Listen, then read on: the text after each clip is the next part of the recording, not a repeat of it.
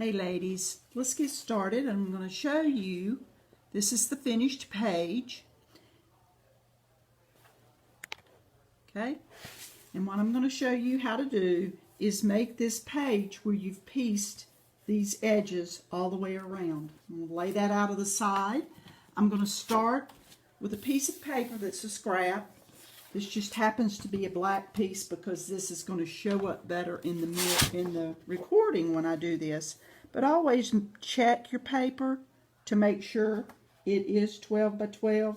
When you're piecing like this, it really needs to be exact, or you'll have little pieces that don't match up quite as well. And sometimes that comes from there being just even the little bit of 1/8 of an inch that caused that not to be a square.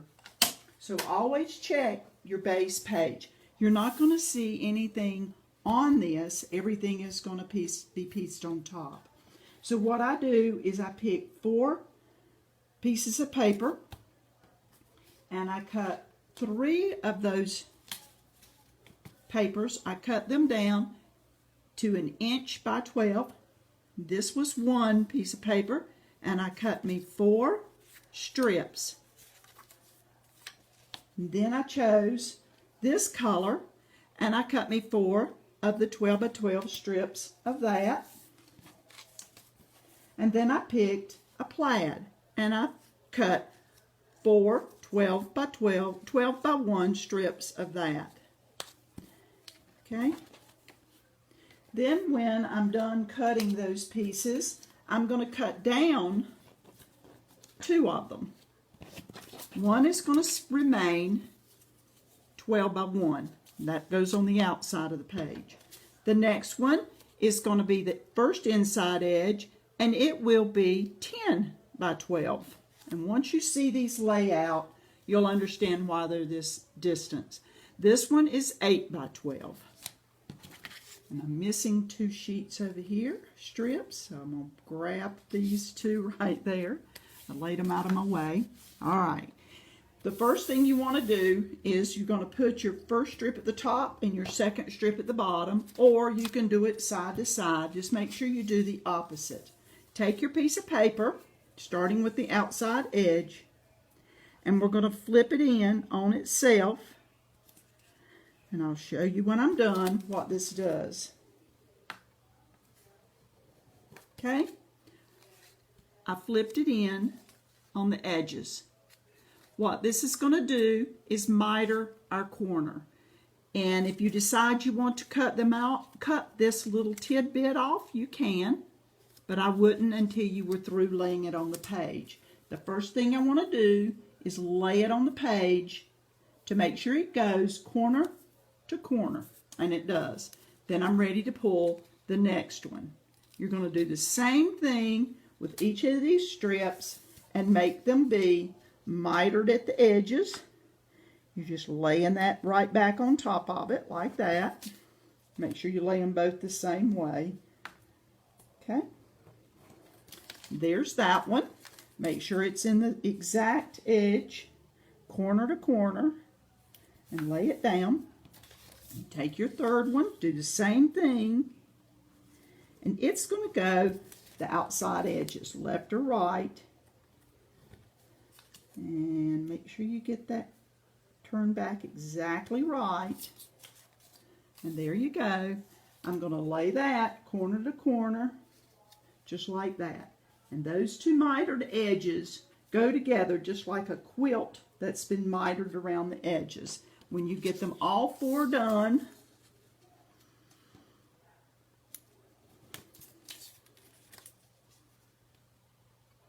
just like that, then you're ready to adhere them. Again, you can cut the little nibs off at the end. I have a tendency to leave mine on there because sometimes they don't lay exactly right, and I can always unfold them and make it work better. Totally up to you. Give it a little bit more adhesive on these flaps. Lay it from corner all the way along the edge to corner, all the way along the edge. Do the top and the bottom.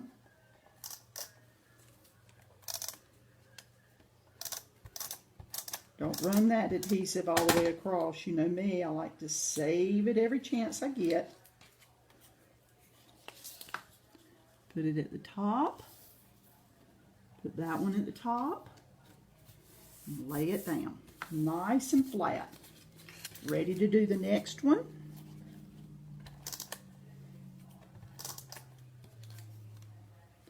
Run you some adhesive along the edge. Lay that back down.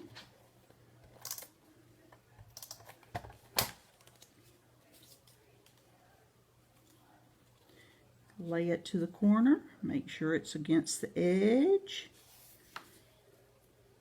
Against the edge. And you bring it all the way up. And it's nice and neat. There you go. If it doesn't want to lay right, just pick it back up and lay it back down again. All right. Now my last one.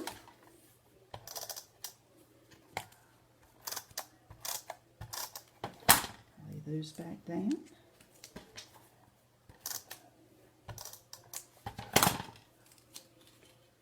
Lay them against the edge. Always works better when you're working with a piece of black. You can always see better when you're working with a piece of black. Now, it's all the way out to the edges. Nice and neat.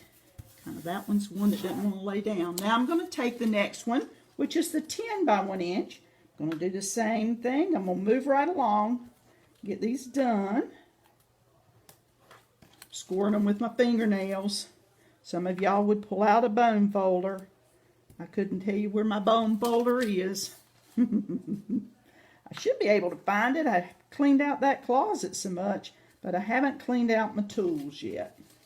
I need to get in there and get those tools cleaned out so I can find things when I want them. Get rid of what I don't need.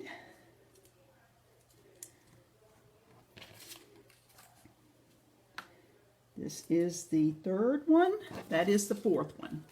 Now, I'm going to lay these down. Make sure this lays down on this one.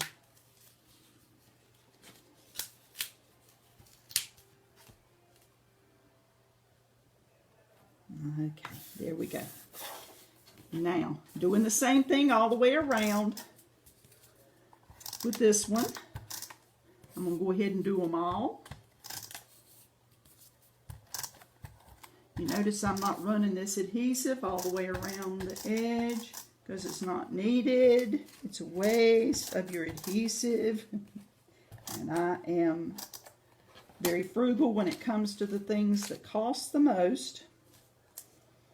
And adhesive is the one thing you probably spend the most on in an average year.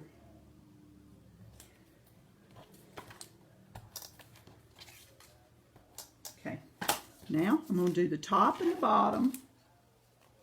I'm going to line it right back up with the corner of that one. Make sure it's butted right up against it so you can't see the black. Going all the way across, corner to corner. Then I'm going to flip it. I'm going to flip it. And I'm going to do corner to corner. Here's that one. And then I'm going to turn this around. Get me a little bit back there. And do me a little bit right here. Turn it down. Make sure you're corner to corner. Hiding all that black.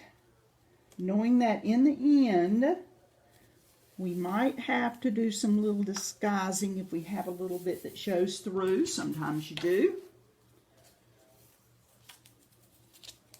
Put it corner to corner. There we go.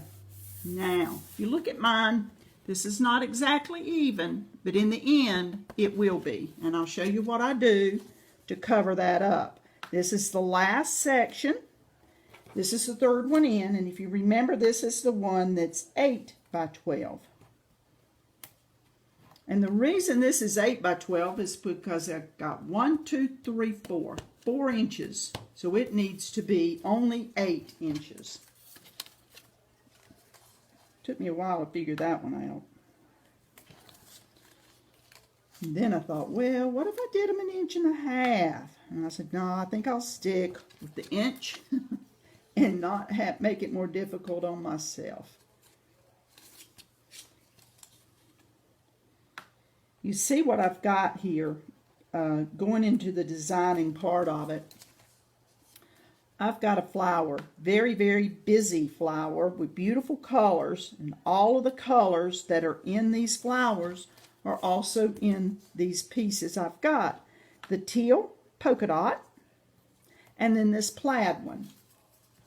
Bringing 3 different patterns together, but they complement each other because they're all out of the same paper pack, except for one of them. Connie did a little something different here that I don't normally do.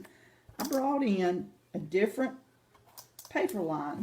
This one, not even sure who it's by, but it's not, doesn't belong with this pack of paper. But it matches, and I needed a different pattern to go with polka dots and flowers, or with plaids and flowers. So I found the polka dots, and it was the perfect color to match the other two. So I said, what the hey, I'll bring it in and show you how you can mix different papers. See how this is coming together, ladies? Just as easy as peasy. I'm telling you, once you get the hang of cutting them 1 inch, you lay it on here, corner to corner. And if you have a corner, remember I had that one that didn't work quite right. I'm not going to stress over it, because in the end I'm going to show you what I'm going to do with one if it doesn't come perfect.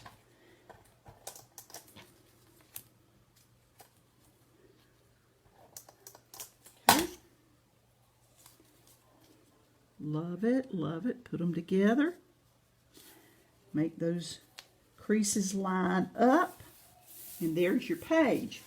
Perfectly done all the way around. I'm going to bring in a piece to cover the middle. And this middle piece should be 6 by 6. But because I'm always afraid I'm going to be 1/8 of an inch off, because sometimes you are, I'm going to mat the center one. And I'm going to mat it on 6.5 by 6.5. So there you're going to have a little bit that's going to help you, should your square not be square. And you can line it up with your creases right up through the mitered part. I'm going to put this on here, show you how I'm going to line this up with the creases. And if you do this, it should be right in the middle. Now, there you go. That is your page with your bunnies.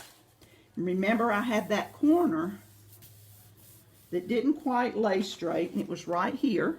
And I'm going to show you what I'm going to do with that. I have taken a journal card off of a sheet of paper. I'm going to mat it on 2 complementary colors. Normally I would put a little bit more adhesive on there, but because I want to get this done for y'all to see, I'm going to do it like this. That would go over that corner where that imperfection was. Then I've got my 1 picture. If you wanted 2 pictures, you could definitely put 2 on this page, a 4 by 6 and maybe a 4 by 4. There's my picture. Now I've got a title that was on that sheet with all of that stuff, which this notes came from. And I'm going to make this be specific for Easter. If you wanted it to be spring, you could have chosen another title, and I've got several sheets with different titles on them about April showers, bringing Mayflowers, and that kind of stuff. So you don't necessarily have to make it be specific for spring, but because for this project we're right here at Easter, I wanted to make these be for Easter. I'm cutting this all the way out. You could mat this on another piece of the orange or the green if you wanted to, but I've decided I don't want to. And I'm just going to move right along. Find my Pop Dots. I'm using some Stampin' Up! Pop Dots because there's no waste, ladies. You see this? There's no waste on those, even though sometimes waste is good. These are Stampin' Up! Pop Dots. I have a tendency to keep a lot of them in my tools. Don't want to ever run out of them.